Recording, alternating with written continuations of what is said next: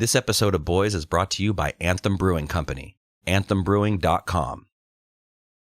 Hey, Josh. Hey, Robbie. How's it going? It's going well. That was a really fun podcast. It was good, man. I've never met Patrick before. He's a funny dude. Patrick from the Lost Ogle, lostogle.com. And I was kind of nervous, to be honest, because as we kind of talked about in the interview with him, it was kind of like a big deal to us. Like that's a pretty well-known site around these parts. And, you know, whether you agree with everything they put out or like it or not like it, like people go to it. And I've gone to it for years. Oh, for sure. So it was really neat to sit down and talk to him and kind of put a face to this mysterious character. Yeah, I met Patrick when I was still bartending at Speakeasy. He still does the Lost Ogle trivia nights there on Tuesdays. And for a while I was kind of nervous to because he'd get, a beer or a gin and tonic or whatever and hang out. And I was always nervous to talk to him because he's, like he said, he's tongue in cheek. Like, you never know if he's being serious or joking. And after a while I started to get his humor, and then we would just shoot the shit every time he'd come in and hang out. There was times when he wouldn't even host it. He would just come in and have a beer and watch them do trivia. And he and I would just sit and talk for a while, and he's such a cool guy. And I don't know why it took us so long to have him on the podcast, but yeah. He's a good dude. Good dude. Dude, we've had such a great few weeks. Man. Together as boys, dude, man. Little adventures. Yeah. We've got, the remote show we did last time with Aaron. Shout out to Aaron. Great episode. Good ep. You listened to it. 3 times. I've listened to that episode 3 times. I don't know why. There's nothing particularly great. There's nothing that sticks out, but it's just, for some reason, it was just really soothing. Yeah. It's good cast. We're just all about high quality, great sounding broadcasting. Just taking steps up, just climbing up that mountain, so to speak. And seen some great shows last night. Coheed Saves the Day. That was really cool. It was interesting, man. It was my 3rd time to see Coheed. And I'm not like an uber fan, but I do like them a lot. I do like as a quote unquote large air quotes here musician, musician enthusiast, like my buddy Wes. As that guy, I can totally appreciate them as a band because they're badass. Huge Saves the Day fan. Been a Saves the Day fan for half my life now. Sure. Not gonna lie, I hate to be negative. I hate to be that guy, but boy, did they phone it in last night. Yeah.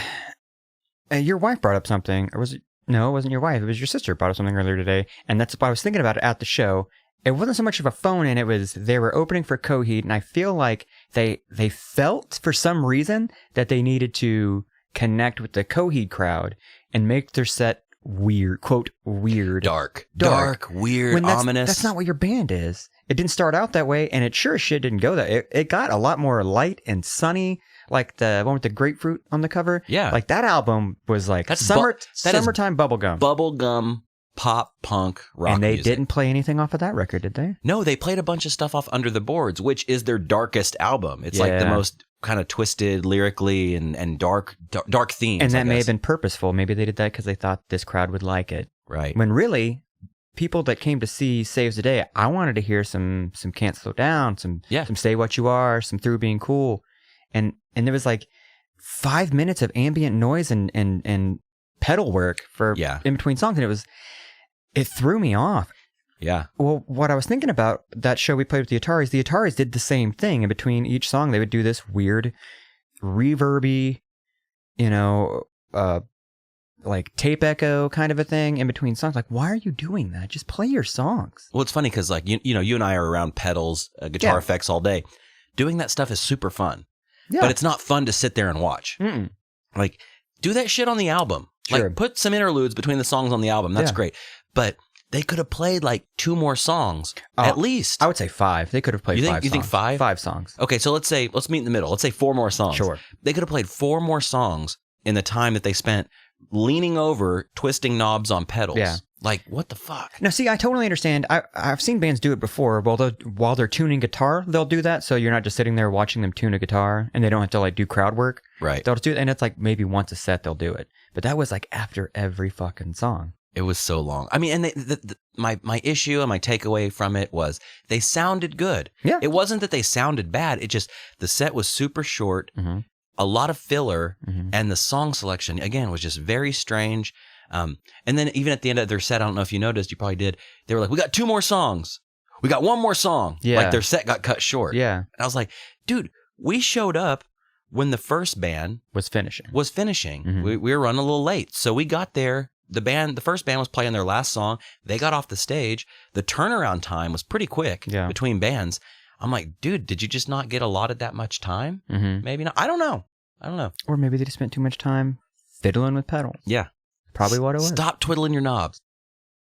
Dad always told me that. But yeah, it's been a good little run for boys, and Patrick to me is just like the cherry on top. Sure. The cherry on top of a boys' Sunday. Well, we were supposed to do it a Thursday, and that got pushed back. And I think it was a perfect. I'm glad it did get pushed back. Yeah, because we had all that stuff, and then today, nice leisure Sunday afternoon. Yeah, I kind of enjoying these Sunday podcasts. Yeah, because it's like I hadn't worked already. Sure. I hadn't had to use my brain all day. I got up, we grabbed some breakfast, and we started doing the podcast. Well, it's like, what the fuck are you going to do on Sunday? Like we talked about on the pod, we talked about that briefly. I think maybe, did we? Or maybe just after.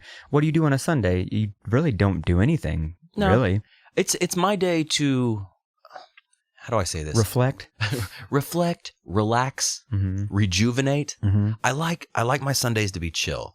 Yeah. I don't like doing housework or yard work or anything on Sunday. I don't mind doing a dish. I don't like going to the grocery store. No. I don't like having to Dude, it's the Sabbath. You don't do nothing. No, I just want to recharge my body and my brain for the next week because I feel like I need it. I feel like as I get older, I need that downtime. Oh, as soon as the clock turns 7, I start getting that Sunday anxiety of fuck, I guess it's work tomorrow. Yep. I don't want to go to bed. I don't want to wake up and it's Monday already. I know. And then it's Monday. And then you start counting the days down. All right, it's Tuesday. There's only a couple more days left. All right, Wednesday, hump day. Yep. Which I hate that fucking hump day. It's when you fuck. I'll hump all day. I'll hump all day Wednesday, and that's it. That's all I do. Yeah. I call in sick. I'm going to hump all day. I make my wife hump. Jesus. All day. No. Talk about aggression. Yeah, I know. I'm just trying to get that out any way I can these days. Yikes. So, yeah, episode 23. 23, Michael Jordan. And Pat Riley. Hey. I get the connection. Okay. But yeah, before we get into this, quickly, boyspodcast.com. Yes. We've got @boyspodcast on Instagram. Uh-huh. We've got Boys Podcast on Facebook. Twitter is Tweets of Boys. Tweets of Boys. Boys Podcast was taken by some fucking nerd, and I sent him a real nice message. The name was taken. There's no tweets. There's nothing. Dude, tweeted. Somebody's parking on it. Parking on Boys Podcast. Parking on it. But we already have boyspodcast.com. TM. I sent him a real nice message on Twitter. I sent him a DM, not a TM, DM. And I said, hey man, started a podcast. Is there any way I can get this off you? I'll trade you. I got a few good names I'm parked on. I'll trade you something. Mm-hmm. I'll trade you whatever you want. You parked on some Twitter names? I got a few. Okay. But I'll give them up. I would happily give them up. No response. So what I'm guessing is somebody made it a long time ago and then just forgot about it. So great. So Tweets of Boys is what I had to go with. I tried a few different things. Mm-hmm. Yeah, Tweets of Boys is where it's at. And yeah, on our website, you can get all the episodes. Boyspodcast.com. Everything from episode number 1. And there's a donate button if you like what you hear and you want to throw us a few bucks to buy mic cables and bandwidth and all that good shit. Review on iTunes, right? Equally as important. If you like what you hear, please take a moment, whether it's iTunes, Stitcher, Google Play, whatever, Downcast, whatever. Just give us a star rating and maybe type a couple nice words about us. Be honest or type some mean words. Who cares? Yeah, we got thick skin. Yeah, it'd be nice to see some more reviews. There are reviews which are great, and that's wonderful. But the more the better. And speaking of that, we are now officially on Stitcher. Yes, and it's up and rolling for all us dads who still use Stitcher. That's right. All these dads with their Cricket cell phones. Wait, no, the Jitterbug. Cricket. No, yeah, you can just search Boys, and we're not on the front page because we're new. But if you search Boys, scroll down a little bit, you'll see that beautiful flower logo. Beautiful logo. And again, we're gonna shout out to the artwork, the beadwork. That was really awesome. Yeah, our friend Valerie made a wonderful perler bead art piece of our logo, and it's so cool. It just harkens back to Super Nintendo graphics. Does. It looks like it makes me think of the Mario. There was a Mario when there was 8-bit graphic kind of thing. And totally. It looks very 8-bit. I dig it. Valerium on. Thank you. And if you have fan art, you can submit it We'll accept it. Yeah, like I would like nothing more than like a drawing of you and I blowing each other. Sure. You know? Or hugging. Or fan fiction. If you guys want to do that, that's great. I might write some of my own. Some fan fiction? Yeah. Do it. All right, I'm going to do that now. But first, Patrick Riley.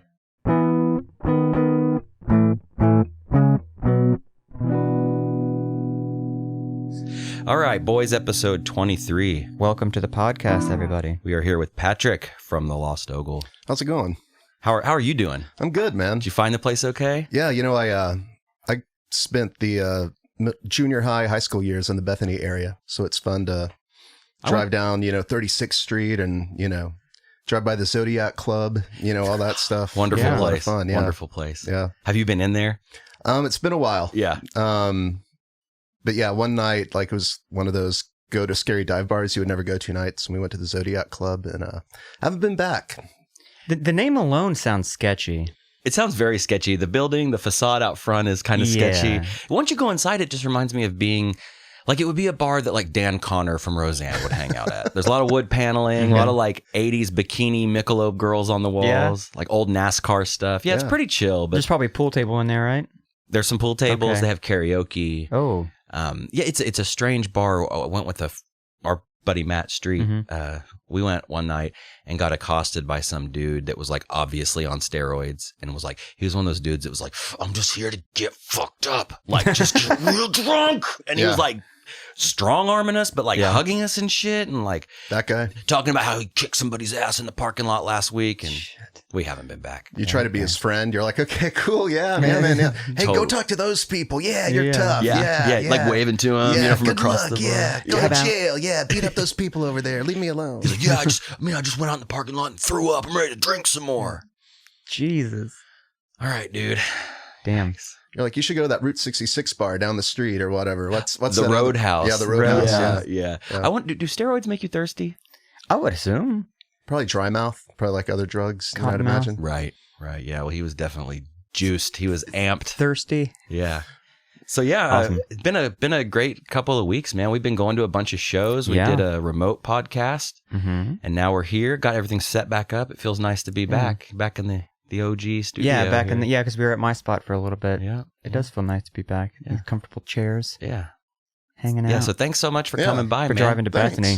Yeah, I've been looking at the Lost Ogle for years and years. Yeah, sorry. Well, our buddy Lucas now writes for the Lost Ogle, and he was on the show 2 episodes ago. Yes. I believe? Yeah. Known that dude for a long time and love his writing. Yeah, Lucas is good. Yeah, good stuff. So tell me about let's jump into the Lost Ogle. This show is all about nostalgia. Speaking of, I read one of your articles about nostalgia, and I really love nostalgia. I'm a huge sucker for remember when nostalgia. Yeah. So that's always an element on the Lost Ogle, which is, I think, a big reason we have a lot of reasons people come to read it, but I think kind of like those, like Crystal's Pizza, just throwing that word out there will get likes. People just love nostalgia. Crystal's Pizza, speaking of this side of town, it was over kind of this way, I believe, wasn't it? And there were actually like 3 or 4 locations, I think. They were like a regional chain. I think they were owned by the people who started Taco Bueno, actually. Really?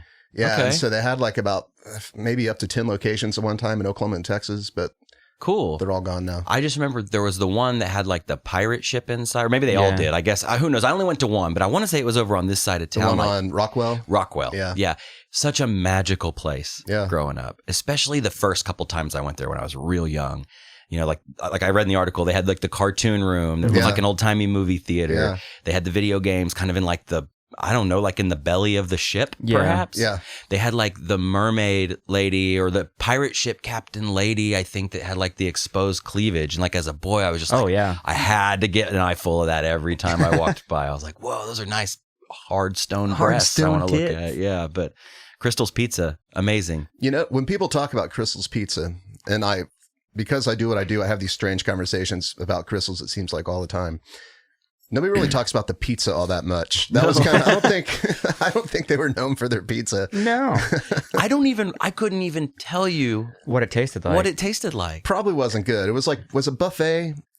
I think it was buffet. I think it was buffet style. Or like Furs style where you could like go down and like pick what you wanted. I felt like there was some sort of like buffet, but they got it for you, perhaps, kind of. There was this kid in high school. I went to Putnam City West, which is not too far away. Yeah. And he was a busboy there, and he would talk in school about how he would eat the leftover pizza from people's tables. Really? Yeah. That's great. His name was Eric. I remember his first name was Eric. I can't remember his last name but he would like brag about it, and sure enough, he did. That's how he would, because. Is that such a bad thing? I don't, I waited tables for a long time. You work in the service. Are you in the service industry as well? No, I used to be a long time ago. I was never that person that would eat the food. It would just go straight in the trash. Yeah. I don't think I ever did. I can see it for like not wasting, but it's kind of gross. Well, somebody's mouth touched that. Yeah. Like their hands, like everything touched it. Like what about corner of the mouth? Like at a bar, like drinks, like when somebody like has half of a, I don't know. No, you Jack and just Coke. throw that shit out. You don't finish it? No. You're very thrifty. I thought you. No. I swore you would finish that. No. Now I have if someone orders a bunch of shots and they don't take oh, I can't take this. I'm like, all right, well, I'll take it for you. But see, when it comes to a drink, I would just grab a straw, dip it in. That way I'm not touching mouth. Mm-hmm. I guess you're getting backwash. Yeah. But it's different than eating a slice of Crystal's pizza where the corners of their mouth have touched the sides of the crust. Okay, so is it half of an eaten half eaten slice, or maybe there's a whole slice there that they didn't even touch? See, that's different. If a there's whole slice is fair game. That is fair game. I think once it's safe It's been to eat, out. but once it goes into the forbidden zone of somebody else, Mhm. once somebody Vicinity. else owns it and they Right. determine that it's not even good enough for them to eat, that it must go in the trash. Yeah. I think you honor the food's wishes or Mhm. the owners at that time, unless you're a poor high school kid who can't afford food on his Right. own. Working at Crystal's. Working at Crystal's Yeah. Pizza. Tables at Crystal's Pizza. What if it was 3 slices of pizza? Okay. Grab that middle slice. It's not been touched. It hasn't been so touched they're when you're connected? pulling it. So Yeah. it's still in the. Yeah. Oh man, It's like a third of a pie. That is the safe bet though, the middle, because the exteriors have been touched in some way. Well, but I kind of am picking up what you're getting at, Patrick, because I've noticed. So I've been going to lunch with our work buddies and doing some fun little lunch times. I noticed when there's a bunch of dudes sitting around a pizza or sitting around some tacos, when people are talking, they're spitting constantly. Yeah. I've been hit with shrapnel spit from people I work with. Like a tiny piece of tortilla will fly out of their mouth and land on the end of my nose. And you have to choose how you're going to react to that. Are you going to be like, oh, you fucking nasty, or are you just going to let it hang out there? I don't want to embarrass anybody. I don't know. I would probably say something. What I'm getting at is the leftover pizza is Sure. going to have some spit on it. Oh yeah. But it probably already does. I mean, It's being made by teenagers. it's being made by teenagers, or at least it was at Crystal's Pizza in 1994 or whatever. Do you remember when it shut down? Was that in your story? Yeah, no, I don't remember exactly when, but I remember when it closed, it turned into a Mexican restaurant for a little while. And I remember that because my best friend got a job there. I had this buddy, and he would always just go, he was this weirdo, would go around town opening new restaurants, basically. Okay. He was and then a month later you get mad and quit and then go to a new restaurant and open, it seemed like that was the running joke. He opened 4 restaurants he opened that, and then that place closed, and they tore it down and put in a Chili's, which who doesn't like Chili's, right? Everybody loves yeah. Chili's. Chili's. That's the biggest fuck you could do to Crystal's Pizza. Is Put a open a Chili's there. Chili's. Open a there. Chili's. It's like the Walmart of restaurants. It's like when the Life Church comes in where the old mall used to be, which growing up in the 90s, I mean, malls were super important. Oh, to me. yeah. Heritage Park Mall, Crossroads Mall, maybe not so much Penn Square and Quail Springs, because I grew up out in Choctaw. So it was South Side, Midwest City, things like that. And now, every once in a while, I'll still have to go out to Midwest City. My dad lives kind of out that way. And I'll drive up and down Air Depot, Midwest Boulevard, Douglas. I'll just kind of go back and forth because those are my stomping grounds. When I got my first car, felt my first boob, all that good stuff. So I'll drive your first boob in Midwest City in a car. Awesome. Yeah, that's, dude. That's cool. Midwest City yeah. tip. Heritage Park Mall. Heritage Park. I just bought a Marilyn Manson CD. nice. Were you playing it? Did you have a CD player in the car? No, I had the the Wayne's World dashboard. Yeah, the Discman. with the springy bass that it sat on. That thing sucked. But so now, I drive by Heritage Park Mall, and it's a fucking Life Church, man, with a Sears on the end. Yeah. Anchor store. And nothing against church or anything like that, but it's just kind of heartbreaking. I will say, at least they tore down the building, so now it's not like you're it's not like they have the bar where the pirate ship used to be, or they converted the old cartoon room into where they make the chips and queso or whatever. Yeah.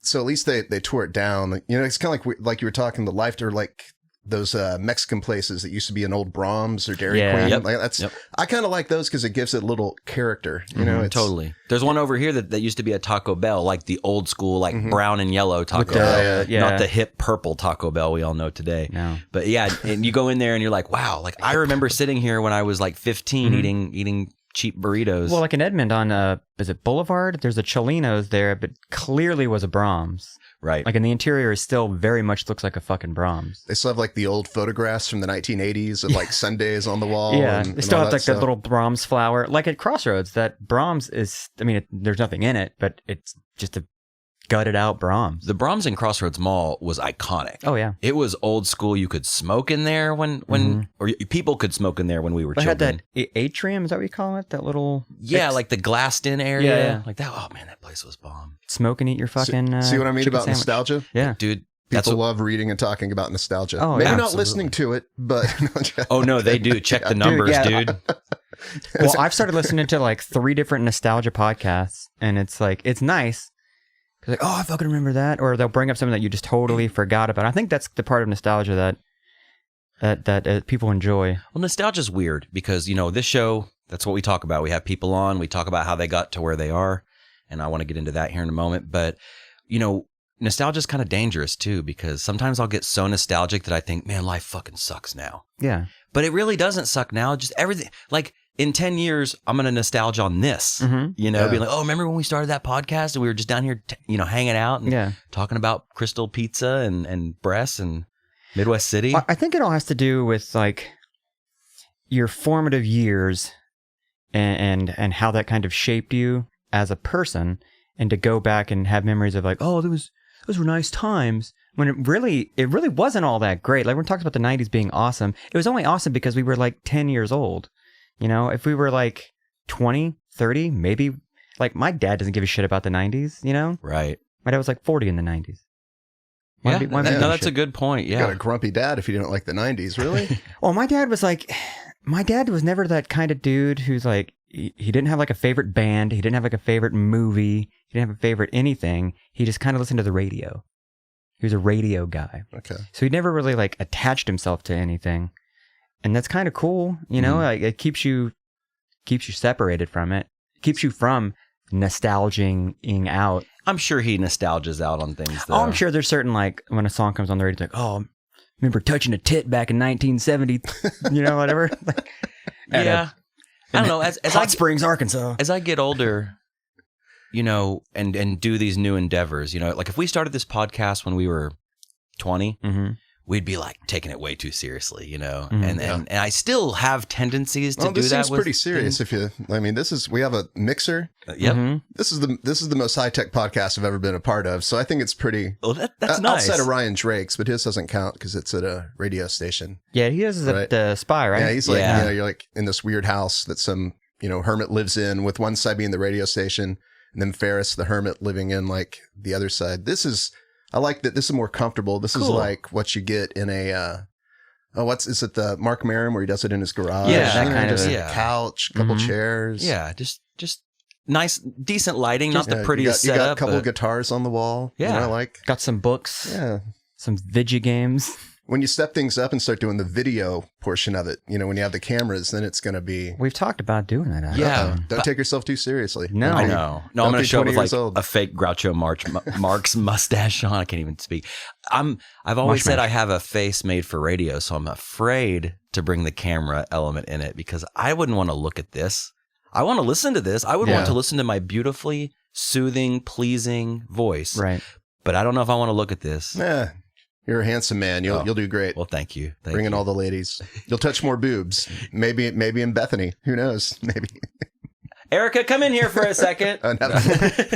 Oops. So let's jump into Edit that part out. No.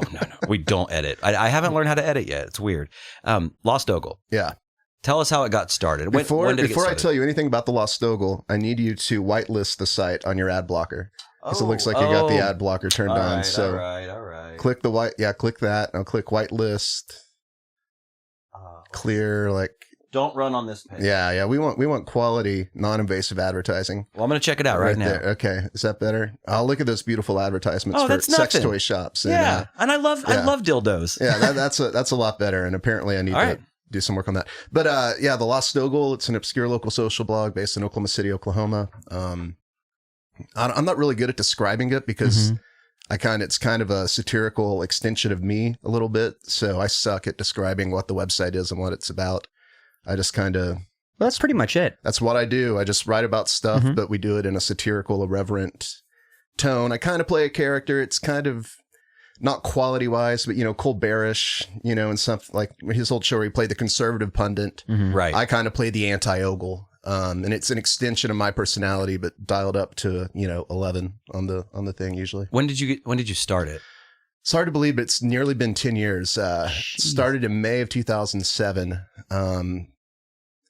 I had a Hornets website when the Hornets were here. Sweet. Yeah. So we had a Hornets message board. It was called Hornets Central, and the Hornets went away.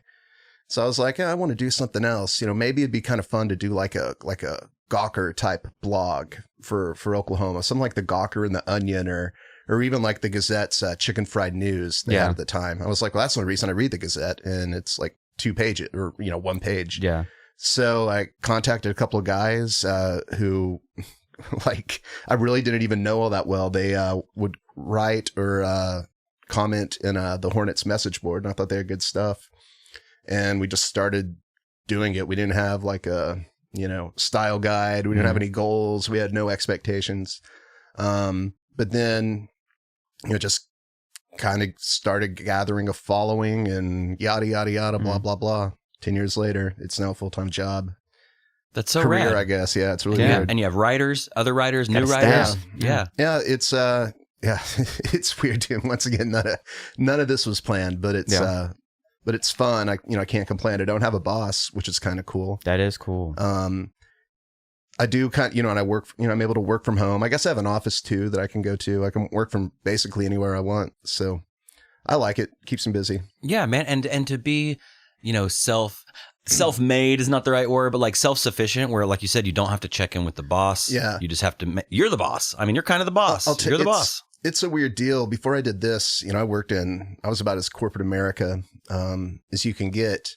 And, having that structure, kind of having the hierarchy, it can suck at times, but it can be, that's how it works. It's not everything is on your shoulders. And also the company, for the most part, unless they lay you off like what happened to me, you're guaranteed a paycheck every 2 weeks. Right. It's a little different when you have to go out and, I'd never sold anything in my life, before this. All of a sudden I have to start selling advertising and, come up with business models, like so much stuff that I knew nothing about the business, the business side of things. I kind of had to learn, and Just by like jumping in. pretty much it was a sink or swim thing. And so basically, the website wasn't commercialized until about 2011. It was popular and it was growing and getting a lot of traffic at the time. And it was kind of morphing from this kind of fun part-time hobby into a, full-time, not as fun, full-time, like I was trying to balance my, work life with this website. Mm-hmm. And then I got laid off from my job, and, I got like a 12-week severance, and I was like, well, here's my chance to try to make it work. I got 12 weeks to figure this out. Yeah, which is a good amount of time. I mean, I'm sure it went super fast. Yeah, no, it's like still, I'm like, God, it's been 5 years now that this has been the thing I do, along with the trivia nights, which, it's I kind of look at it all as like a media thing. We have Ogletoberfest beer. Mm-hmm. We have, you saw the apparel. We do some, funny apparel. Yeah. You have the website, the web advertising. You have the trivia nights. We also do events. We're having OKC Toberfest with Anthem this upcoming Saturday. Do you guys want to go? Yeah. Saturday, this afternoon. Yeah. You're on the guest list. There you go. Those Okay, Anthem so guys are Toberfest. nice guys. Yeah. They yeah. are. As you can see, I'm having an Ogletoberfest right now. Mhm. Delicious. Good guys. They take care of us. Yeah. They give us beer. So props to them. Yeah. The Ogletoberfest. Get it right now. This is a perfect time of year. This is it. Yeah. This- Oktoberfest season. It's It funny is. too, because Josh goes and picks up, our beer allotment, and for the month. And Ben was like, "Hey, I'm gonna give you a case of Ogletoberfest," and now you're here, and it was Yeah. just like, What? That's crazy. It was meant to be. It was funny how it was a couple of years ago. I was watching an OU football game. I believe they were playing Tennessee, not the good one at Tennessee. It was the one played in Norman, like a couple years ago. Kind of a boring game, but it was middle of September. I went and had some friends over, and I went and got a lot of Oktoberfest beers, and I'm trying them. I'm like, it was one of those like kind of drunk moments or what. I'm like, I need to do my own beer, and I'll call it Ogletoberfest. Somebody's like, that's not a bad idea. I'm like, really, that isn't that bad of an idea. And it's a good name. Yeah. So we met with Anthem, pitched them the idea. I really like they were my favorite, local brewery at the time. So we met with them, and they were like, well, we want to do one, and we like the site. So yeah, let's do it. So here we are. Cool. That's awesome. Yeah. Speaking of, the season, I have a friend in my D&D group, Daniel, and he's addicted to pumpkin spice lattes. Like he drinks like 2 a day. That's gross. Yeah. I don't know. Well, I never had one, and I would make fun of him for drinking them all the time. And that's a woman's drink. Oh, you're going to go buy some Uggs next, all this stuff. Yeah. And I broke down the other day. You got one? Baby boy got his first pumpkin spice latte. Did you like it? I didn't hate it. I didn't finish it. I didn't drink every last drop. It wasn't terrible. Yeah. And now I kind of feel like an ass because I made fun of somebody for something that I'm like, I could see why people like this. Well, see, I have a white girl coffee beverage that I like to get in the wintertime, and it's the peppermint mocha at Starbucks. They do it all the time. Mm-hmm. But for some reason in like December, it's fucking delicious. It's super sweet and terrible for you, but it's nice. I'm not a Starbucks guy. Like I drink like 7-Eleven coffee. I'm fine with that. Yeah, like same here. Whatever. I'm not a coffee snob. I mean, I understand good coffee, but I don't want to wait in line and pay like $5 for a shot of coffee, Yeah. But yeah, Erica and we went running around yesterday. Had to get some stuff for some home renovation stuff we're doing. And I just got this wild hair up my ass. I was like, I want a pumpkin spice latte. And so I went, she got a tea. I got this. I'm drinking it. And Starbucks did get me like with making me feel like fall-ish, Halloween-y by drinking this. There's something in there. I don't know if it's the pumpkin, the spice. Like acoustic music playing and leaves ever so gently dropping to the ground and all that stuff. Yeah. And I had to stop and take a foot selfie, like with my feet surrounded by leaves, a scarf hanging down, jeans tucked into some furry boots. It was quite a moment. But Erica, she was taking a video of me because I was driving home and I had the cup like up, like I was holding it up like eye level. She's like, "What are you doing?" And I was like, "Oh, I was just wanting to show off my Starbucks. I never buy Starbucks, so I felt so cool holding an actual like with the cardboard hand protector." And then the they put the little it. thing. Why do they put that thing in the top? What's that for? I think it's to keep it from spilling or to keep the heat. I'm wondering that too. Or is it like we went to that place? It's like a tiny stirrer. Yeah, we there's a coffee shop right by our work, and I needed to mix my cream in my cold coffee, and I pulled one of those things out because I thought they were stir sticks, and I pulled it out, and it's the tab, I guess you'd say, is like a half an inch long. Yeah. What purpose does that serve? I was like trying to mix coffee with it, and it looked ridiculous, but why wouldn't you just kill two birds with one stone and make that longer, and you have a stir and a plug? What's the deal? What's the deal with coffee? Or coffee plugs. Stop wasting, paper. Is it paper? The sleeve? And just make your fucking cups to where they don't get hot. You know what I mean? No, I think the sleeve was a good invention. But that's such waste. And it looks nice. It does look nice. It's like, presentation. Yes, it's all about present. You got that it's like it makes you feel a little more special. Like I paid $6 for this latte. This pumpkin spice latte. Better be getting the fucking sleeve. Yeah. I don't know. I've never been a coffee snob. I'm not a huge coffee drinker, but when I do want coffee, I usually just stop at 7-Eleven, man. It's cheap. It's there. Yeah. In and out. Grab a banana. Go to work. You get you get your banana and coffee at 7-Eleven. The 7-Eleven banana. I've seen them. You're not supposed to dip that in a coffee. Yeah, that's what's right by the register. Yeah, I'm sure they're perfectly fine bananas. I just don't trust the 7-Eleven produce. I don't trust anything at 7-Eleven. Okay, my band was playing a show last week, and we had to be there early, so I didn't eat dinner. And it's like, okay, fuck, I'm gonna go to the gas station, I'm going to get a Rooster Booster and a water. I was like, I'll just grab something while I'm here. And I got a pre-made peanut butter and jelly sandwich at 7-Eleven. It was the worst. It was fucking disgusting. Was it one of those sandwiches that comes in like the triangle plastic and deal? I bit into it, and the bread tasted like dirt. It was. I ate one half, and I threw the other half away. It was fucking disgusting. You texted me a photo of said sandwich, and it was the saddest looking sandwich I've ever seen. Divorced dad. It was a divorced dad meal. Yeah. Just a sandwich triangle, a bag of chips, and a Rooster Booster. They should put a warning that the food at 7-Eleven is not for sober people. No. It's like, this is only for, It's drunk, emergencies. Stoned, yeah. methed out, whatever. You just got to be on something and you'll enjoy it. But if you're, in a sober state of mind, not going to happen. Won't work. Maybe a bag pickle. I used to live by the 7-Eleven on 23rd and Penn, which is a great little area. Oh, yeah. But now I go to the 7-Eleven on 39th going towards the city. Mm-hmm. And, I used to hate going to the 7-Eleven by my old house at night because it was sketchy. It was scary. Like, I didn't like Erica going by herself because they're just like people like just chilling there. Like, are you talking the 23rd and Penn? Yes. We did a ranking on the Lost Ogle of the 10 worst 7-Elevens in the Oklahoma City Metro. And I believe that was number one. 23rd and Penn. It has to be, right? I don't know, dude. 15th and High is pretty bad. Over by Crossroads? Are you talking like not going south side, right? No, anywhere in the metro. But I think the one at 23rd and Penn, it's kind of bad in a good way because it is kind of sketchy. It's in a sketchy part of town. But you can walk in and you'll see like a man talking to the, Slurpee machine. Mm-hmm. There'll be a fight in the parking lot. Somebody asking you for change, then a Craigslist deal going on. It's like there's so much like, activity going on there. I think that makes it I think we kind of call it like the best and the worst. It's like the worst one, but it has character. You got, for it to be the worst, it has to have something that like makes it that. And man, right.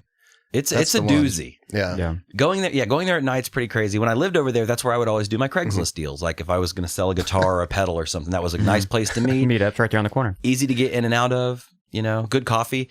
So now that I moved, I hit up the 7-Eleven over here on the way to work, and we get up early to go to work, like early by my standards. And the other day I was looking at my phone while I was waiting in line because there's always a line at this 7-Eleven. And I was at 7-Eleven at 7-Eleven in the morning with my coffee and my banana. And I just thought to myself, man, 7-Eleven is even weirder early in the morning. Because like the methies, they're up early. Yeah. They're up early getting their coffee, getting their bananas. bananas. I just don't think they sleep. They're just... That's still, they're still like on nighttime, I guess. Yeah. Like they're in a different land. Meth lagged. But yeah, it was creepy and like chaotic. So chaotic. And like, I just feel sorry for the employees there sometimes. I'll tell you, there's this new place. It's called OnQ. And they're like, there's like a new one. They're like rabbits now. They just pop up on every corner. There's this, and they're clean, well lit. I love OnQ. Yeah, I'm now an OnQ convert. That's where I go to get my coffee and tornadoes. Yeah, my little like granola bar. Kind of the morning routine. OnQ is on it. I used to live in Tulsa, and my favorite part of Tulsa is Quick Trips, and OnQ is pretty much like a Quick Trip, but almost better. Like it's nicer. Quick Trips, there's always going to be a hobo in the bathroom bathing himself, but yeah, at OnQ, like it's tight. And the hobo. Does he have like the stick with a little bag, like stick in a bag, the bag with stuff in it, and shoe polish beard, a harmonica, exactly, singing songs about jumping on the trains. Well, he's about to go jump on a train. Yeah, all that. He had a cigar, a chewed up cigar out of his mouth. Yeah. No, OnQs are bomb. The first one I went to was the one in Edmond, and then I noticed, like you said, they started popping up like crazy. And when they pop up, like one of the newer ones is over on May and 36th. Mm-hmm. It's huge. There's like 40 gas pumps at these things. Okay, gas station food. I will eat a fucking tornado off of the OnQ, the roller. Okay. Those things are tight. Pepper jack cheese. Yeah, they're not great. No, they're not. But again, if you're drunk, stoned, whatever, they are fucking perfect. Yeah. I went on this diet earlier this year. I'm sorry. I know. Well, I quit it, so we're all good. Okay, good. I was concerned. But before I started this diet, I was a little bloated, and I was eating 2 OnQ tornadoes and a extra large Pepsi every single morning for breakfast. That was your diet? No, before the diet. Oh, I'm like, well, it's called the fat fuck. I don't know why it didn't work out for you. I don't know. Yeah. It seems like a good plan. No, yeah, I was doing that every morning. Like I hit a low, and that's when I decided to try to do a diet for a little while. Yeah. And man, but it tasted so good. Yeah. So many flavors. On cue. Oh, were we supposed to talk? Was I supposed to say something? I was like, well, it is a podcast. Yeah, so. it is. Is that how it works? I'm like, all right, cool. Have that silence. Let's do that again. Okay. Oh, all right. Weird. Yeah, That's good. cool. Okay, Welcome back. All right. Good. Great. Okay. Speaking of, we're going to take a break.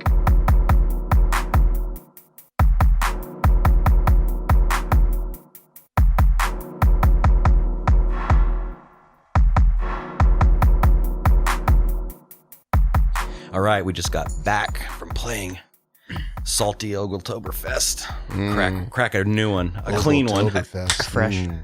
It's a delicious beer. I'm not really a big Oktoberfest fan, but this one, for some reason, it really hits the spot. I think it's a Vienna style lager. That's as probably opposed to the traditional Marsden style you're familiar with Oktoberfest lagers. Mm-hmm. Well, it's damn good. And thanks again to Anthem. And Yeah. thanks, Patrick, for coming over, man. Thank you. It's great. Yeah. So I had a couple questions about the Lost Ogle. Okay. Shoot. Grab my notes here. Okay, so my dog's going nuts in there. So we talked about when it started. Yeah. Mm-hmm. I'm curious as to, when it started and then now in between, when it started taking off. I mean, because you guys get quite a few hits. Like you're pretty popular around these parts, I'd say. Yeah. Like I said, I've looked. Olivia. Oh my gosh. My dog. She's fine. She's good. She always has to make an appearance. I'm curious as to like the feeling of when this started taking off and you started seeing the page views go up and then you start selling some advertising. With us doing this podcast, it's fun to see it grow. It's fun to see the numbers rise from week to week when different people come on and that opens new doors, new avenues, Yeah. What's that feeling like? Like, what was that like for you personally? Like the feeling of having readers and stuff like that. Like the fruits of your labor, so to speak. Yeah, I mean, it feels good. I mean, look at something that, I feel like from kind of being a nobody to being able to start something that a lot of people enjoy and a lot of people, there's the other side. Some people don't like it, but they still come in to kind of hate read it from time to time. I honestly, I don't really think about it all that much in that terms. I mean, I think when I start thinking about it, that affects the product. Sure. I still kind of operate it and write in the same way that I was doing 8 or 9 years ago. Cool. Like just fun. Yeah, Right. I try to keep it fun. Otherwise, it becomes a job and it gets boring and stressful, which is the business side of it. Like that's the part, the part I don't like is kind of all the business stuff. But still the fun part for me is the writing part. And even that can get, after 10 years, you can get burned out a little bit from time to time. But then something, being in Oklahoma, kind of being what I would call progressive leaning. I mean, I'm kind of like a liberal libertarian, Yeah, same here. We always have a lot of material coming on board, to keep people entertained. And I'm always been a sarcastic kind of, half the people, they never know if I'm being serious or not when I'm talking to them anyway. I always have my tongue planted in my cheek. Sure. And that, that comes through on the site, but I'm rambling, but back to your, No. question. I mean, I remember we've had some stories that have got like a ton of hits that just kind of fell in our lap. And I think the first one that ever happened was, the Jessica Alba, like back in 2009, these white shark posters started appearing all across downtown Oklahoma City. Like they were plastered on, like one was, a couple were at Stage Center. One was on one of the overpasses that goes into Bricktown, just these random posters of white sharks. And, I didn't think anything of it. Nobody really did. And some guy then sent me an email of some photographer's website, and he posted all these photographs of him and Jessica Alba putting these white shark posters across Oklahoma City. They even put one on like United Way billboard, all this stuff. And I'm like, I think that'll be a good story. Yeah. I think people will find that interesting. I remember I was on vacation actually when the person emailed it to me. So following Monday, I write a story like, Jessica Alba vandalized Oklahoma City. And it, of course, Jessica Alba, this was 2009, she's still a big celebrity, but even probably bigger back then. Right. And it kind of blew up and went national. Like, all the local media channels covered it. And pretty much everyone had to give credit back to us because we're I didn't put on there how I acquired the photos. I'm just like, here they are, And, so that was cool. And it was cool up till when it went viral, it like shut down the website. We got like so much traffic. Wow. So, and it goes back to the thing where I had to juggle kind of the website and my job. I'm like, we were having like big, like, you know, managerial meetings at work, you know, so I'm like having to get out of these meetings on the phone with GoDaddy at the time, trying to bump up, you know, site capacity, and then I have to run back in there and give a presentation on like our marketing calendar for like, you know, the upcoming year. So it was like that weird kind of juggle, but that one was like, oh, that's pretty cool. And then, you know, as things have gone on, you know, it just kind of becomes, you kind of get used to it, not to sound arrogant, but now it's like, you know, now I get more discouraged from, you know, low traffic days where there's nothing going on. It will kind of stress me out. It doesn't really affect anything, but it's kind of gives you the motivation to, okay, well, next day needs to be good. I need to come up with some better content, and then something will just fall in your lap. You know, the Ogle Network will forward you something, or an Oklahoma idiot will do something, or Fallon's, you know, or you just never know. There's always like, you know, it's weird because sometimes I'll talk to my other writers and we're just like, oh, what's there to write about? And you can't think of anything. And then the next day it's like something 10 stories to cover. And I'm like, crap, you know, I can't. Yeah. Then what do you put out first? You know? Yeah, exactly. You know, and now I'm not real good at that planning, and like, you know, I'm the most disorganized person you'll ever meet. I kind of like, it works in my own mind how I do things, but you know, I'm real instantaneous. I need to feel that pressure of like rushed to produce stuff. Yeah. So everything you read on there, I mean, it's not like, we don't have a traditional thing where it's like, you know, somebody writes it, then they send it to a copy editor. You have another editor working with them. It may take a newspaper writer, you know, 2 days to write a story. Right. You know, I got 2 hours. So, you know, it's a little more rushed. You're going to see a lot more typos. You're going to see a lot more, you know, errors, but it's kind of like rough copy is what we're putting out there. Then maybe a couple hours later, I'll go proof it again and fix all the typos again or something. That's just how my mind works. And that's so cool. You know, it's not a big business. Some people think like, correct me, people are like, well, can we meet you at your offices? Like we have offices or something like that. I'm you like, can come to my house. Sure. Like, you want to see my dogs? Yeah. The conference room. You know, it's like the living room. No, that's cool. And, you know, I mean, it's no secret on this show that, you know, I'm not going to speak for you, Josh, but I'm not the biggest fan of our Oklahoma politics and the people who make these rules and uphold these rules. But, you know, as a owner of a semi-satirical website, I mean, thank God for Mary Fallon. Thank God for her. Yeah, I guess. A lot of content there. You know, she's and her daughter. I just was reading her new approval ratings came out. This is actually something I may cover next week, but like they're super low. She's one of the most like I think in the nation, she's in the top 10 for sure. But a lot of people in Oklahoma don't like Mary Fallon. I kind of feel like I'm the hipster. I get to be like, I didn't like her first, you know, like, cause we've been kind of covering, you know, who she is. And you know, she's like, I think she's like a George W. Bush in an Oklahoma, you know, she's like equates to that. Right. She's just I don't think she's the brightest person. I think she just kind of does what her handlers tell her to do. She's not a good leader. People don't respect her. She's been really bad for the state.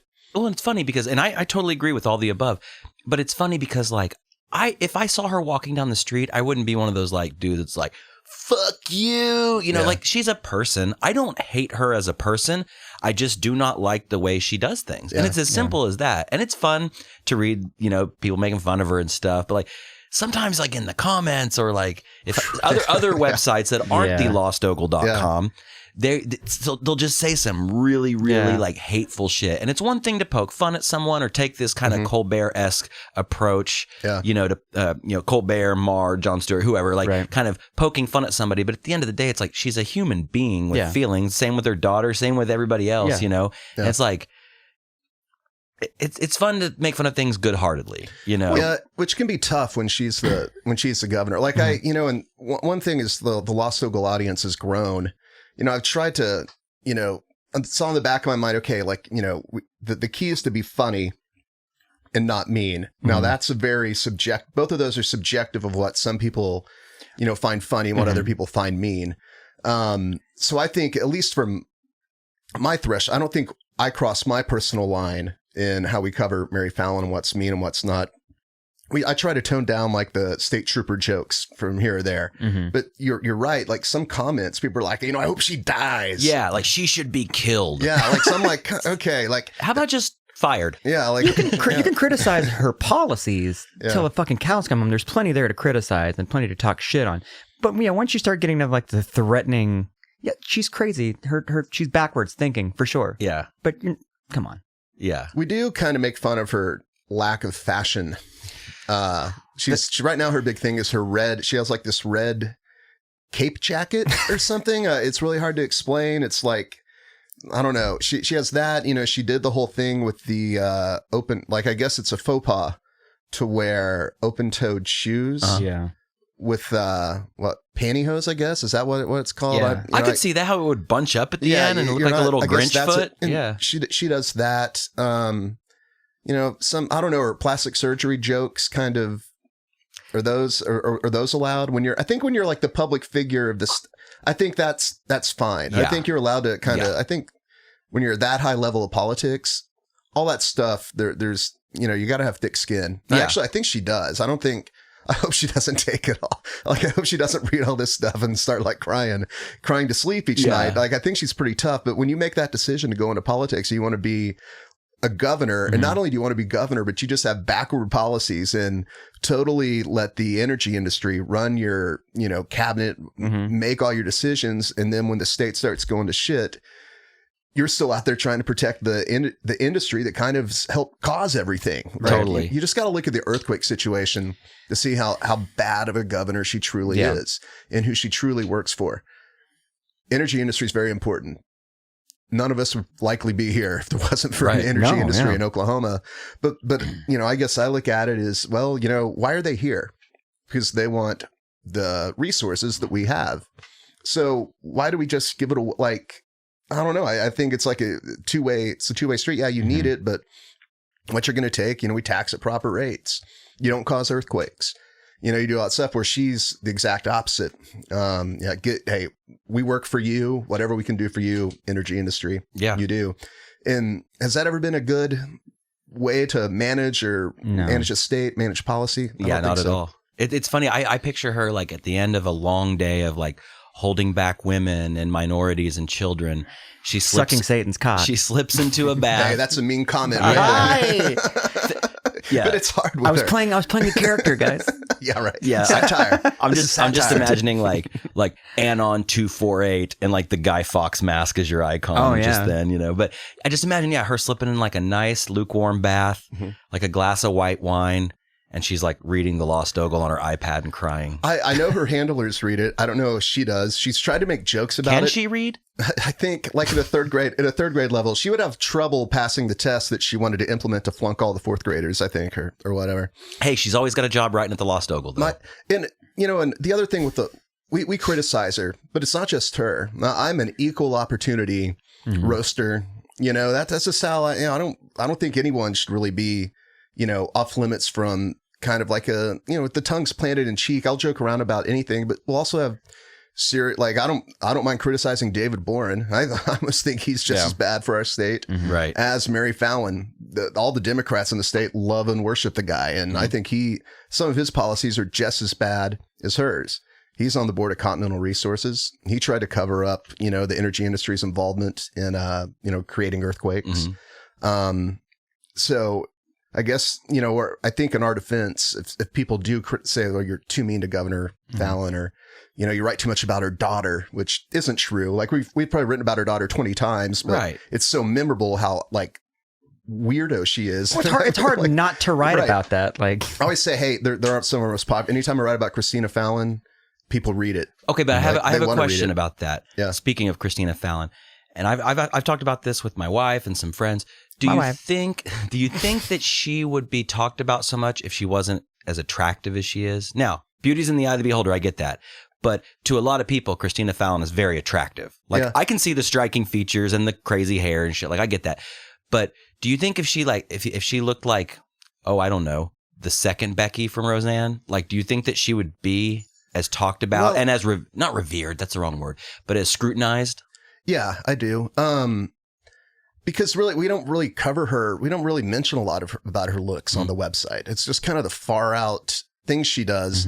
And maybe like, I guess we talk about her looks, but not like, like, you know, from the attractive angle, like, you know, she rolls around with the pink hair. Right. When you're when the conservative governor's daughter is this eccentric hipster, but almost like it, but in a pretentious way. It's like she's trying hard to come across as unique and different. And then when you do some of the things that she's done, I mean, yeah, of course we're going to cover it. Everyone finds that interesting. She is I think the definition is celebutante.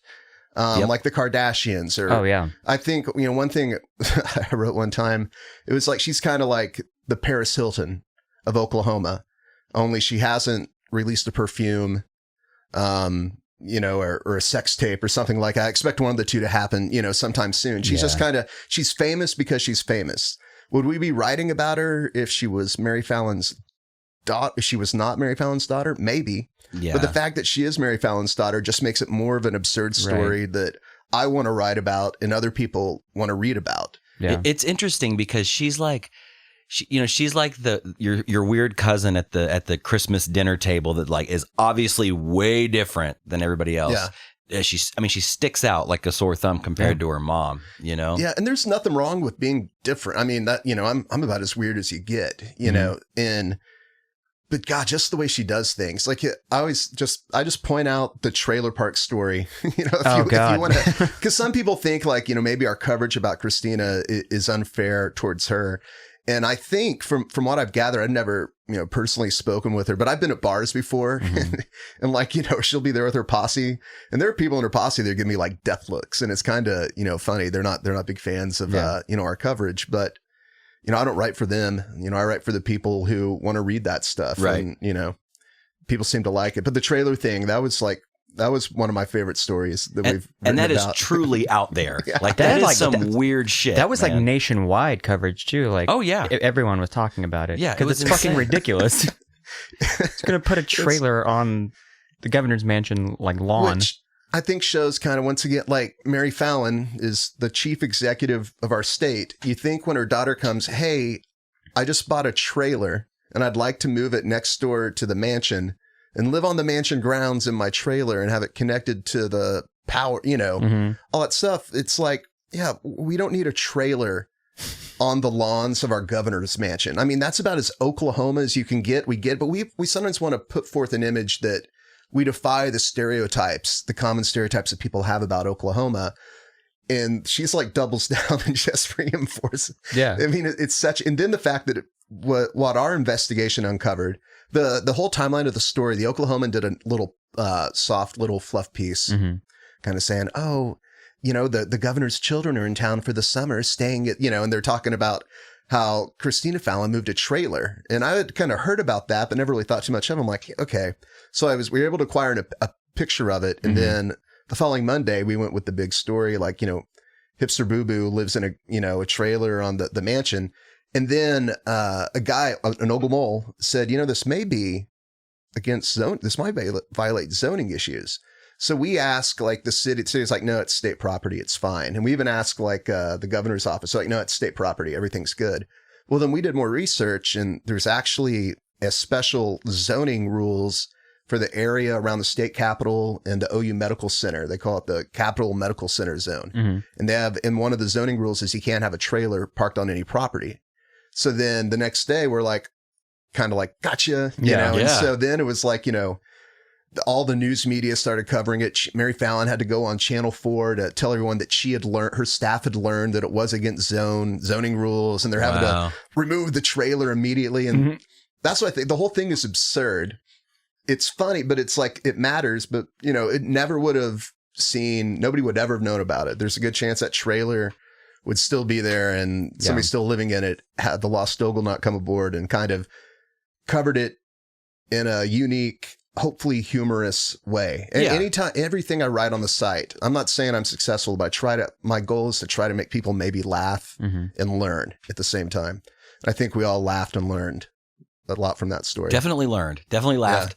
Yeah. It was just odd. It's just so out there. It's weird to me. And so speaking of things like that, that was probably a moment, like that story breaking and y'all kind of having a big involvement with that. Like that was a moment, kind of like the Alba thing was a moment. Yeah. Yeah. We have moments where traffic will, like probably the most recent one was when Aaron Total sued us. That was, and it, a moment for us. I mean, I get what you're saying. Like that's a moment, but you don't think of it like that because the moment goes away in 2 days. Right. After 48 hours, everyone's forgotten about Right. it. So On then something else. you're either looking for the next moment or, you're just keep on going. Sure. So you really can't focus and like, stand at the mountain with the flag planted because you got to go find the next. Find another mountain. Yeah. I mean, that's because they're called scoop stories. And scoop stories are great because they bring in a lot of people all at once. And if you can hang on to maybe even 5% of those people, then that helps your kind of, your next day and your next day until that next moment comes 3 months later. Yeah, for sure. So what are some bad moments? I mean, being sued is obviously a bad moment. Were there any other lows? I think being sued was like, it was irritating. Yeah. But it was great. Really? Well, because we won. Well, okay, so it wasn't a bad moment. Yeah, so Aaron Tuttle, like, once again, and that's sometimes I'm like, what an absurd life I live. Like, Totally. That I have like these, this muscly weatherman guy, like trying to like shut down the website, trying to sue us and all this stuff. The Cliffs Notes, he sued us. Well, actually before, like about a year or two ago, he filed what's called a DCMA claim, against our, site or Digital Millennium Copyright Act, DMCA claim. Okay. Where he's saying, hey, all these photos where we would like maybe crop out photos and put them on funny backgrounds or stuff. He was like, hey, that's my property. They're, using it. I own the copyrights. You need to, the host, he just went to our host saying, you can't, have this on here, take it down. And our host was like, well, we believe that you can use it, but for our liability, we can't do it. So I just changed my hosting to a different country that didn't fall underneath those rules at the time. It was a quick fix. Then about a year later, he actually came through with an actual lawsuit filed in Oklahoma court, claiming copyright violation, defamation, conversion, a bunch of weird things. And, I get a call from the Oklahoman, somebody tipped them off. I found out about the same time that the Oklahoman found out about it. So I'm like, and this was right around Christmas and I write about it on the site. And then one of the top, IP firms in the state reached out to me. They're like, we support your rights to free speech to criticize public figures, which is what crazy weatherman Aaron Tuttle is. And we won. I mean, we dropped leaflets over Aaron Tuttle's house, basically saying, if you don't drop the lawsuit, we're going to ask for attorney's fees to be recovered. Oh, yeah. Yeah. There's a new statute out that happened in 2014 that basically says, like, I just can't sue you for defamation just to be a kind of pain in your ass. And like in the olden times, AKA 2 years ago, even, if that happened, you couldn't get your attorney's fees recovered. It was very difficult. So recently the Oklahoma legislature, Mary Fallon, I guess, did something right.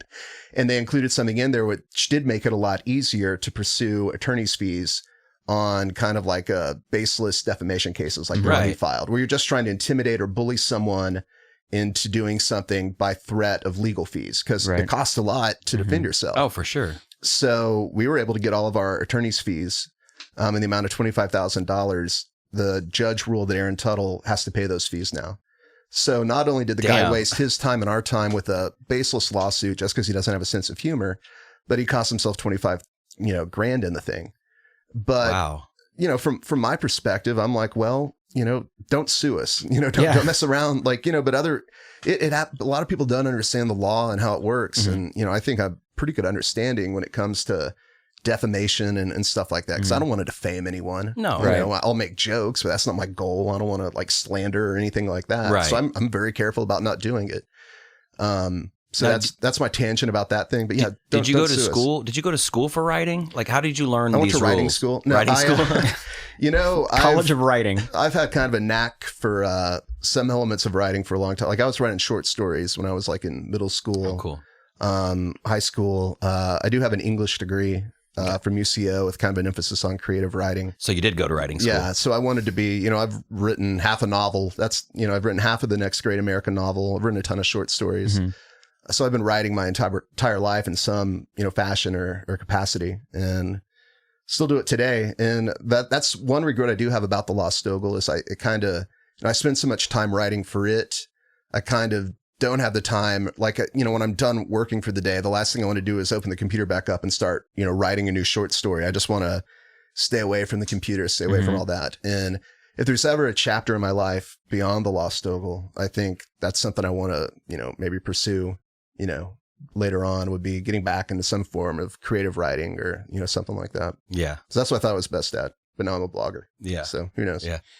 So I have to ask, man, I was a big fan of the State Fair photo contest. Right. And that's not going on anymore? No. There were a lot of reasons why we stopped doing it. Once it just kind of got old for me. I mean, can see it's that, like, yeah.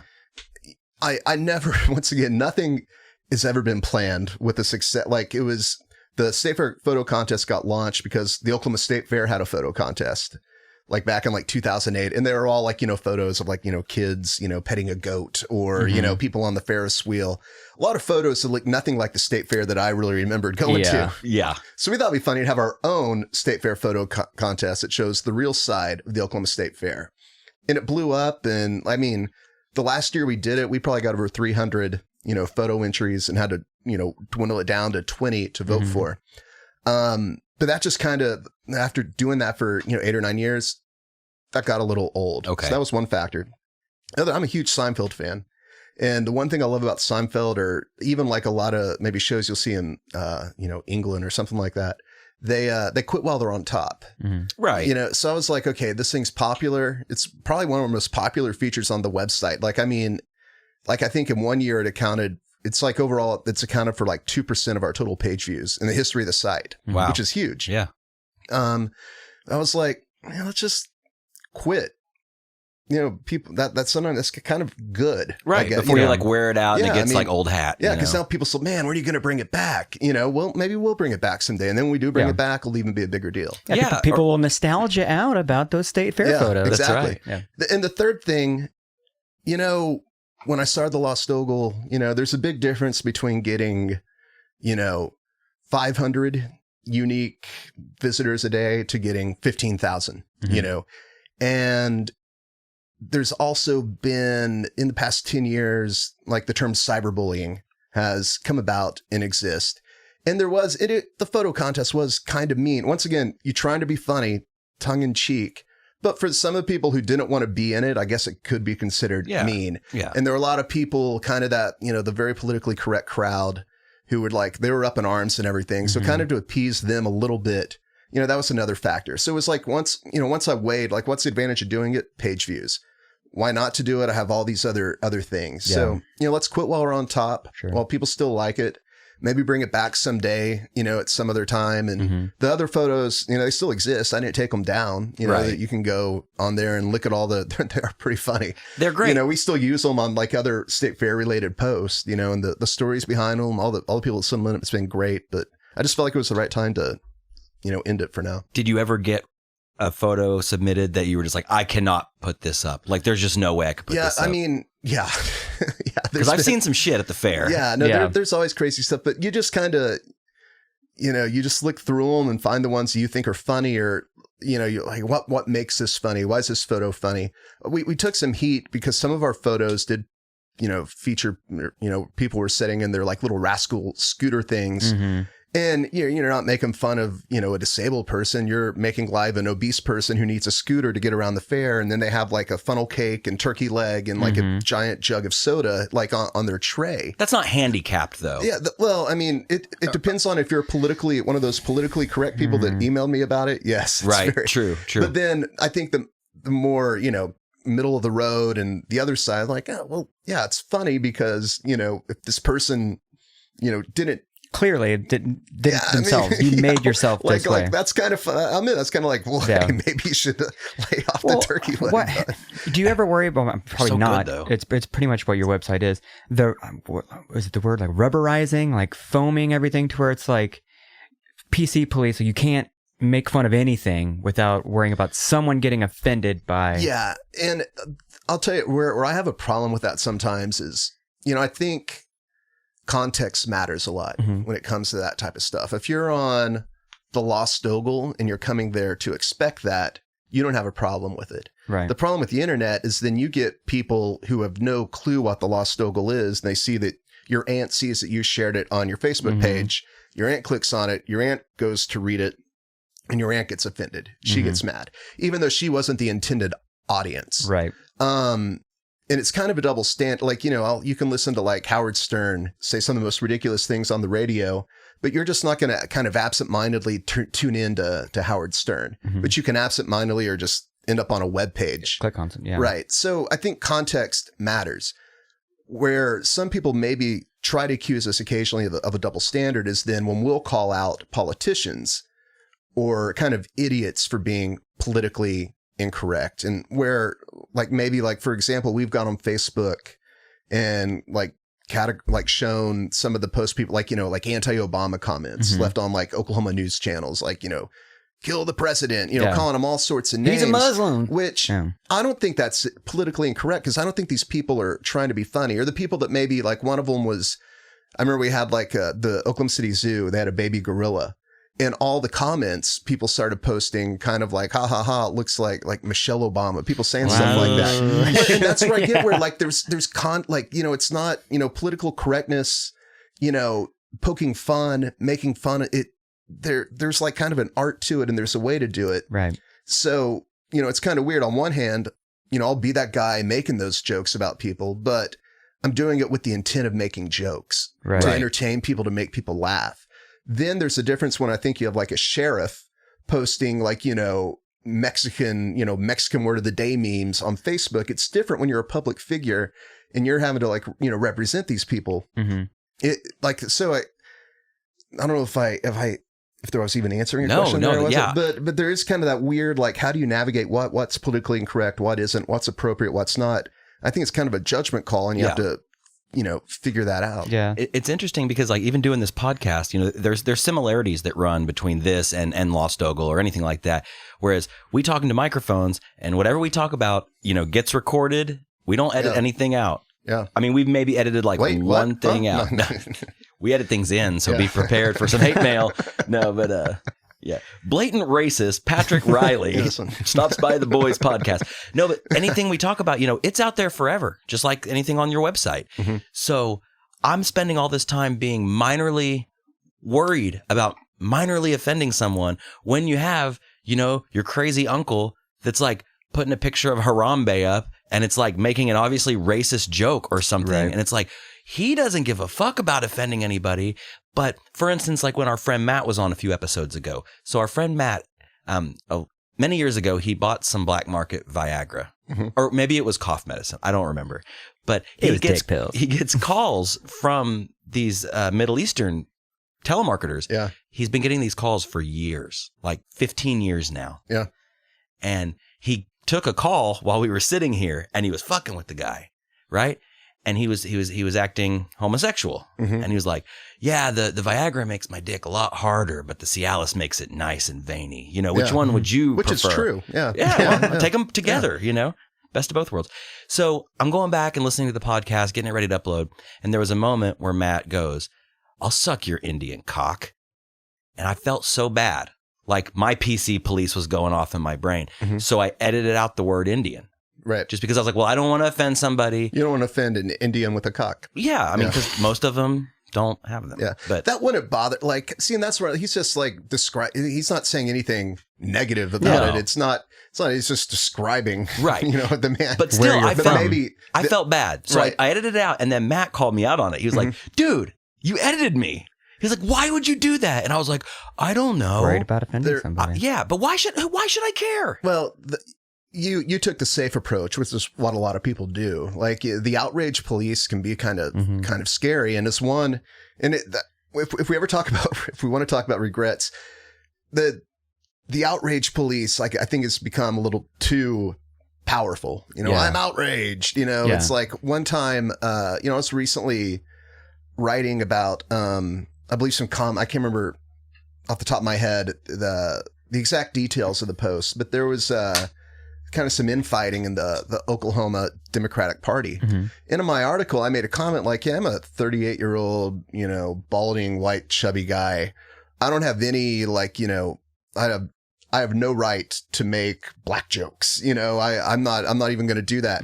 People construed that as me being like racist. And I'm like, come on, like, give me a break. I mean, I'm trying to make a joke about me not being able to make the jokes. There's nothing, but now it's like you can't even like touch certain topics. Well, it's like that. Was it Suchin Park? Was that the Colbert thing where he was talking about it was way back with the Redskins thing and how the Redskins like, oh, we created this thing to talking about they created something to raise awareness of Native Americans or whatever. And he's like, so I decided to open up the Ching Chong Bing Bong whatever. And like she freaked out and got pissed off. Like, I was making a fucking joke about how it's ridiculous that they're doing that. Well, nowadays it's like a damned if you do, damned if you don't kind of thing. It's like, I went out of my way to edit one word out of a prank phone call, basically.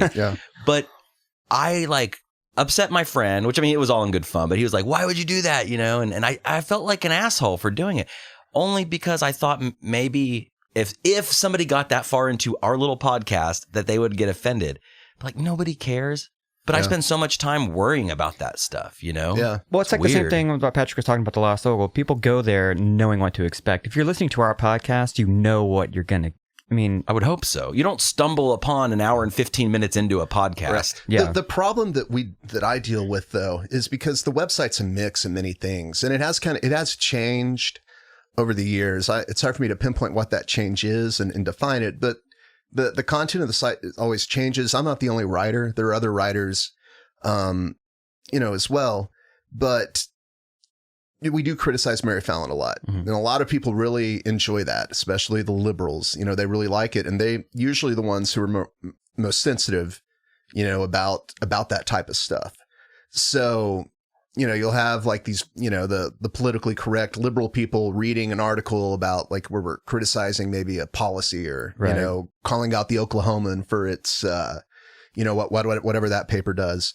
But then the next post may be like a Hot Girl Friday, and they'll get all bent out of shape about, stuff like that. And that's you're exploiting women. Yeah. You're exploiting. I'm like, well, I don't think so. Don't read it if you think I think that's debatable. But I'm just not a big fan of the political correctness. Right. But then once again, I think the context of it matters. So your friend saying, whatever, Indian cocks? Yes. Was the man Indian? No, like dot that doesn't or feather. bother me. But is that a racist to say? What? Dot or feather? That is pretty racist. Is racist. I'm offended. I'm outraged. I'll delete this part. Yeah. Delete that. Make it like, I don't know.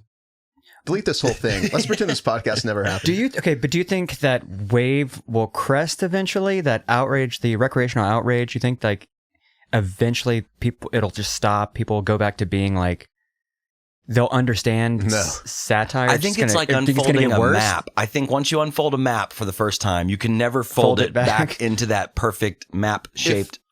If it get like, I don't know, let's not get into like Patrick's worldview here, but I'd be more concerned if it gets to the point where it doesn't matter. That means there's other crazy stuff going on that we shouldn't. Like, once again, Donald Trump is a presidential candidate who's what said some of the, like, and that's where I kind of, maybe he'd be a good example. Like, some of the stuff he says, it's not politically incorrect. It's just offensive.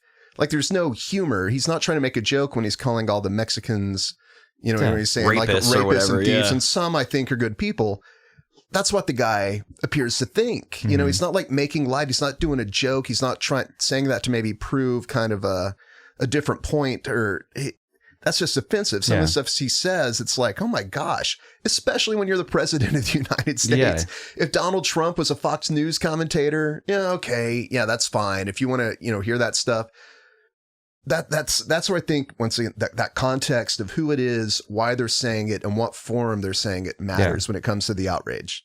I know this isn't crazy to say this, but it blows my mind that this dude could be the president.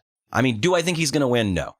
But just the fact that he might. Yeah, he might. It's fucking possible. Did either of you guys think that he would have made it this far? No, I thought it was a joke. I thought he was doing it as a publicity stunt to get views on The Apprentice or something. I don't know. He's such. I think it's hard to get that deep into the mind of like a megalomaniac.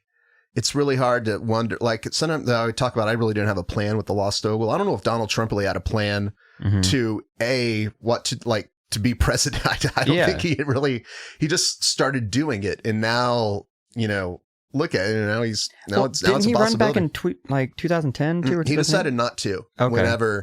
And that's where you can always talk about the Trump double like, with the tax returns. He was very critical of Romney for waiting so long to release his tax returns. And he still hasn't, and now Trump, like, it is like a cartoon, like a WWE stuff. I mean, I think it says more about American culture and where we're going and which worries me. And the global, it's not just here, it's happening everywhere. No, You're having extremists. It's an Onion article. Life is an Onion article now. But to make it then to just kind of show that they can do things just as bad, then the Democrats go off and nominate Hillary Clinton. Technocrats. I just can't. I mean, it just blows my mind that the two major parties. I mean, that's like this election's, if anything, it's made me more anti-establishment than ever. Totally. And I know Trump is in a weird way is an anti-establishment candidate, but that just makes me dislike, the Republican, side, that people that support. I just can't believe how you think this guy could be the best choice for president. Dude, give me a Rubio. Over that? I would take a Rubio over that. I mean, there's really not a lot of good options on either side. I was, I'm a typical, white dude with a beard. I was like Bernie Sanders. Yeah, absolutely. Elizabeth Warren, those types. But I guess right now I'm really probably going to do the Gary Johnson. See, that's what I'm saying. Is this the year of third party? Like where people are just like, no one wants to vote for either. So it's like, well fuck, I guess I'll just vote for third party. The year of third party was Ross Perot. Yeah. And that was like, 92? Because I mean, he got a pretty significant chunk of the, into third party vote. And he was actually leading in the polls, even before, 6 months before the election. So I think really what I think America could use another third party candidate, but I almost think we need like a third party kind of cause, just because like the problem is, okay, president's great. Then you got Congress, you got the Senate, you got the they can block everything. The president's kind of powerless when you have a house that's dysfunctional. So I think the whole system's screwed, and I don't know. That's clean what I'm saying. Slate. Well, the thing, like we've been doing this for hundreds of years. 200 some odd years now. We've been doing it the same fucking way. How about we just go? Let's do a reset. Let's try something new. I think that'd be great. Because it's a lot's changed in the past 200 something years, but we still elect our leadership. A 70-year-old every time. Why not elect like a 40-year-old? Change the age of president. Obama was what? He was 41. I thought he was like 41 or something. He was super young. Okay, but he's kind of one of the exceptions in many ways. In many ways, he's Hillary Clinton is dying. She's dying right before our very eyes. Yeah. Like Josh showed, not to get all Alex Jonesy, but Josh showed me. Josh showed the video clearly shows her. She falls over twice. Her handlers. It's a technocracy. I think the health issues are overblown. It's Clinton. Still crazy though. Well, Trump, they're the same age. Yeah. I don't. But that was my thing with Bernie. Like, dude's old. Dude is old as the hills on grandma's chest. Ideally, the ideal presidential candidate, I think would be about 50. Yeah. 50 years old, enough to I think we do get wiser with age. I think you want to, responsible and all that stuff, but this has been the election to toss out all the rules anyway. Right. I mean, once again, the age is the least of my concern about either one of the candidates. I think Hillary Clinton's, she's on the best health, but when you're the president, I don't know. I really think there's medical stuff we don't know. The way they're able to, they keep them alive forever. Right. I mean, it's pretty they go through full body. They have so many. Look at her husband, for Christ's sake. Yeah. I mean, the dude looks like a Weekend at Bernie's. When he's not talking, he looks like. I mean, you can go down. That conspiracy theory thing. Like he's just a robot. He's a shill. He's a reptilian shapeshifter shill. He looks vacant, and it's creepy. The concern, but I will what's Hillary Clinton going to be in 7 years? 77? I mean, if she does win, is she going to run for another term? Well, I don't it's so frustrating because I don't want her or Donald Trump to win. I want neither. One of them will. Yeah. Yeah. And we're like so many other people. And it's just, then you go back to these, I just, the Democrats who voted for her just really irritate me because that shows, I think they're more loyal to party than they are country. And that's what Democrats complain about Republicans, but they're doing the exact same thing. Same thing. And what I think ultimately, if we have some hope, and I don't agree with everything. And once again, I'm a very socially liberal person. and I growing up, like, kind of I spent the first 12 years of my life in like the heart of Capitol Hill in South Oklahoma City. So I grew up in a very diverse, lower income, so I understand, like, I see, I own my own business. So I see a lot of the good things about capitalism and how empowering that can be. But then growing up in a poor, urban, environment, you see how hard it can be to get out of that. And I think the government's role should maybe try to give people that safety net or help give people the opportunity to get out. That's my political worldview right there. But I think really, like, it's not just Bernie Sanders. I think what people liked is what Bernie Sanders represented. I think a lot of people like that message. And I think there needs to be somebody out there that that message needs to be carried over now to, local elections. It needs to happen in Congress. It needs to happen in Senate. And right now, those are more establishment, or like they're either establishment or wackos on both sides. Each side of the party has their wackos, but the Democrat, I mean, it's just disappointing that they would nominate such like an unlikable person. Yeah. And granted, we're in Oklahoma, which is like even us probably being like liberal guys or whatever, even that spills over into us a little bit, the like Clinton rhetoric over the past, like we've grown up around it, so it's what we know. Yeah. It's just what we know. We were kind of raised to dislike the Clintons, here in Oklahoma. And so maybe there's a little maybe people look at it a little differently in New York, for example, or something like that. But I think for sure. Like, without a doubt, people look at her differently in more progressive parts of the country, in the coasts, so to speak, not here in the wonderful Midwest where we're inside this box. But I don't think she's as evil, and I think she's made bad decisions, but I think she has a good heart. Does that, like, I don't think she's an evil person. Yeah. Where I question Trump's, like, really, like, what's this guy going to do? Clinton, I just think, is like, she did whatever. She lied when caught doing something that everyone did. Like, and in the email thing, you think a politician's trying to hide stuff from the press and public? Get out of here. Right. I mean, they all do it. She got caught, Does that disqualify her from being president? Maybe, but unfortunately, like, the only slip up was she got caught. You know what I'm saying? Like, everybody lies. We lie. Everybody lies. Like, I've lied so much just in the past hour. Like, just kind of just sitting here, just making stuff up. Well, one would assume that if you're going to be the president, though, you should be open. You should be truthful and honest, maybe in something, or just just lie. No. Just lie. I think you look at the presidents when they take office, and then look at their photos 8 years later. It's insane. I know we all change in age, but I think there's so much so much else going on in the world. Well, right after you swear in, they take you to a room and they tell you aliens exist. They're real. We were behind the JFK assassination. We killed him. We'll kill you. So keep going. I'm not like, that was a joke, by the way. Yeah, it's a joke, but like, would you be surprised if something like that was going on? Not at all.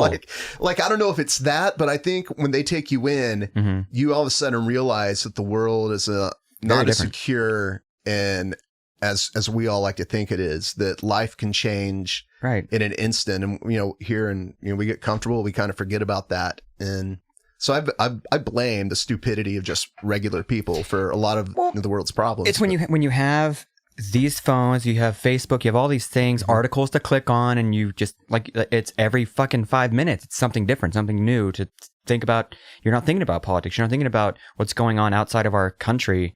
The world is a shitstorm, and it's easy to not think about it when you're in the comfort of your middle class home. Yeah. Well, like, take the Middle East stuff. I don't think there's a good solution. Like, can you imagine having to be the guy that decides what to do in the Middle East? How about, like, I would just say, why can't everyone, like, be Rodney? Just get along. Like, quit fight a war. Like, why does it have to be crazy over there?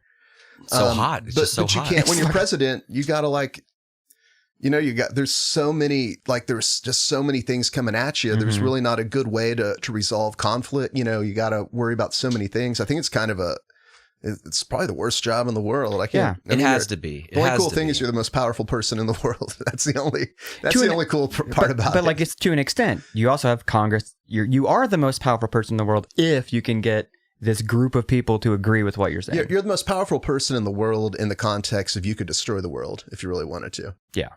Which is That's true. Scary. So that's why you got to vote Trump, man. Let him just blow the whole thing up. Well, I tell you what, all of this political talk is making me real thirsty. Do we start doing bar politics? We talks? did. Oh my gosh! So I tell you, it's Sunday. We're having fun here. I'm gonna have one more of these Ogletoberfest by Anthem. Crack it open. Yeah, right here on the can it says "Taste for the makers of pumpkin spice latte." They probably have a pumpkin. We're doing a spice pumpkin beer. Actually, really no, for real? Sure. Oh man, I do like pumpkin I beers. want to pitch. So my next beer idea that I want to pitch Anthem on it. If Patrick Lively is listening to this, I think Hoppler Radar would be a good. Yeah, I like that. Kind of An a IPA. Hoppler Radar, kind of like either an IPA or maybe like a session summer. Okay. They already have an IPA, maybe even like a pale ale, Sure. hoppy pale. Like an American Pale. Yeah, something Hoppler Radar, and it could be the I like official it. drinking game or the official beer of the Gary England drinking game. I like it. Dude, yeah. And the can has to look cool. It has to have all the colors of the Doppler on there. Well, Yeah. the can could actually have the rules printed on it. That would probably be some sort of violation. Of what? No, I don't know. I'm just It might be or no. defamation of character. Yeah, definitely. Copyright violation. I don't know, but y'all should do a beer. A boys beer? We could Boys talk beer. Boys the beer. beer for boys. It's just a standard just beer basic. Comes in beer. like a Tommy Tippy cup or what do they call them or whatever. Yes. I like it. It's colorful. We market it to children. Yeah. Oh, that'd be wonderful. Yeah. So, okay, so kind of wrapping up here. So what's next besides maybe a new beer? What's next for Lost Ogle? You got anything cool on the horizon? I have no clue, man. No plans. That's it's You're trumping it. I always say it's my it's my biggest strength, my biggest weakness is I don't really have a plan for. I don't know what I'm going to even write about tomorrow. While we were talking, your buddy Lucas, he just texted me for tomorrow. Is wanting to do something about this Norman venue, whatever, and so that's probably what he'll write about for tomorrow morning. Nice. Okay. I'll probably watch football the rest of the day tonight. Maybe open up the computer and see what's going on and figure it out then. Awesome.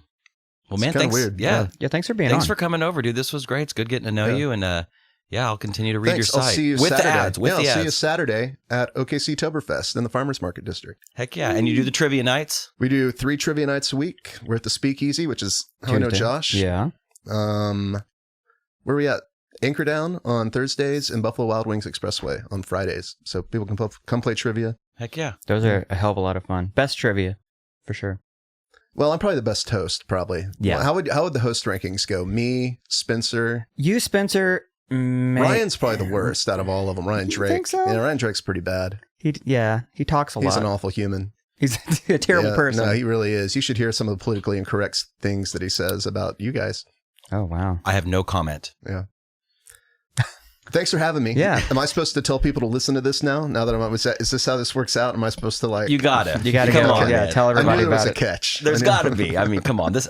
We wouldn't be here otherwise. Right. Yep. Anyways, Patrick, so nice to meet you. Thanks Thanks for a lot, coming on, man. Bye. See you.